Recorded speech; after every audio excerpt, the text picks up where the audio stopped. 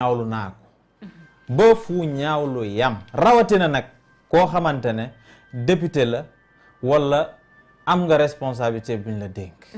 Moussa, on va terminer avec les élections locales à coalition yi nga xam ne nemmeeku nañ ko au niveau du côté de l'opposition Yewwi Askan Wi coalition Gëm Sa Bopp bu Bougane gis nañ aussi coalition bi nga xam ne le président Abdoulaye Wade ak it ñooñoom def nañ ko mu indi ay coow yu bëri mu mel ne comme ñoom les opposants ils sont maintenant prêts pour daaneel seen coalition bi nga xam ne mooy Benno Bokk Yaakaar.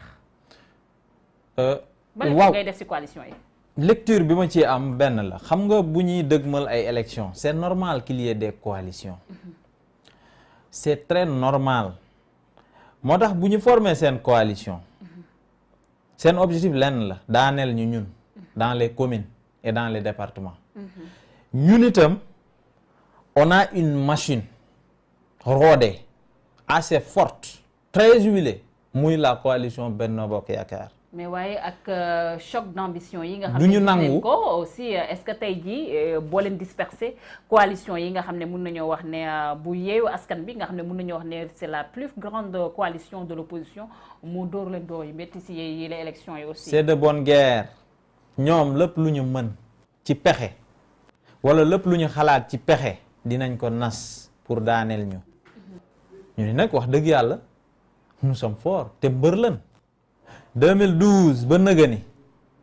coalition Benno Bokk Yaakaar musul ñàkk élection muy présidentielle bi muy législative bi muy élection locale yi élection muy référendum jaar na fi coalition Benno Bokk Yaakaar musu ko ñàkk. mais boobu amutoon donc événement aujourd'hui du mois de mars yi te nga booy xam ne xool Ousmane Sonko Adji te Sarr booy ko xool xaloon tey ku mel ne booy Ousmane xool seen Sonko coalition bi commencé naa éclater te demaguñu fenn Bougane fu mu nekkoon du foofu. ah mais juste Bougane dem na yoonam. te am na ñeneen ñoo xamante ne ay opposants lañ sont du camp de l'opposition te bokkuñu ci coalition bi loo tax ma ne la c'est de bonne guerre ñoom ni ñuy préparé woo ñun amaana am nañ benn organisation benn préparation bu gën fuuf seen préparation bi te ñi tiituma leen jël leen individuellement à part Khalifa Sall à part Khalifa Sall Tito Ousmane Sonko nga xam ne fu mu toll nii moom moomee vent ba tere leen nelaw à part Khalifa Sall gisuma kenn koo xamante ne mës na fa gagner dara amuñu dayoo pour daaneel la coalition Benno Bokk Yaakaar. N'oubliez pas que 2012 président Macky Sall il était arrivé deuxième position. mais les cartes sont sans. déglu rek c'est une analyse j'en viens. il est arrivé deuxième position. troisième position kan la woon du Moustapha Niasse. quatrième position PS Ousmane Tanor Dieng.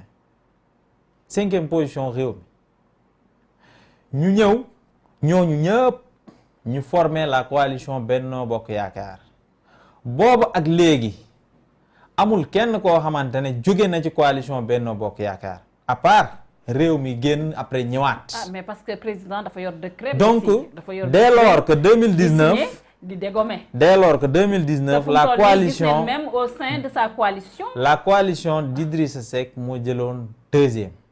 mais ça c'est avant les événements du mois Idriss de mars Seck aussi, il a rejoint le président de la République parce que li leen soxal mooy liggéey réew mi nañ leen jàppale encourager leen ci loole c'est des leaders yàlla def na ni waxtaan nañ juboo nañ mais nañ leen jàppale ànd ak ñoom ci loole ngir suñu Sénégal gii mais ku mel ni Ousmane yenn Sonko détails yi mën fi jóge ñu développer ko une bonne fois pour électoral est-ce que loolu du tamit nax seen bopp aussi Moussa Sow parce que fu mu toll nii mun na wax ne Ousmane Sonko moo nekk opposant bu gën a dëgër fii Sénégal te gis nañ carrément sympathie bu mu am rawatina si côté ndaw yi aussi.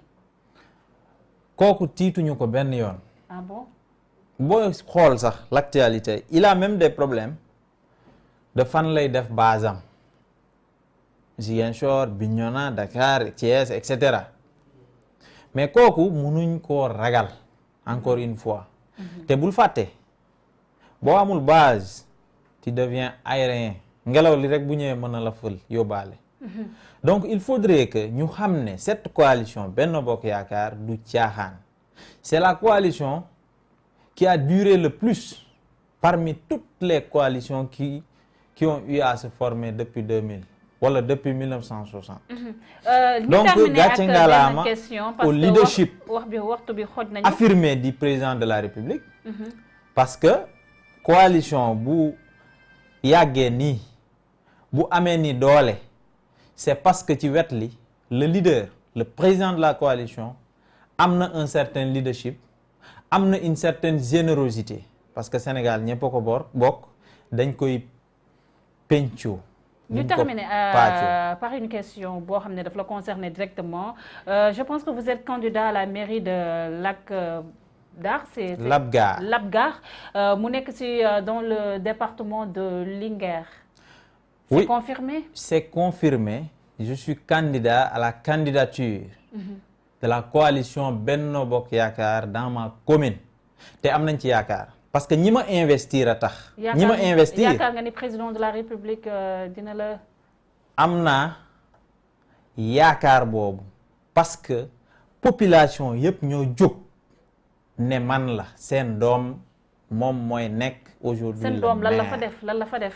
li ma fa def bari na te nekk gu ma maire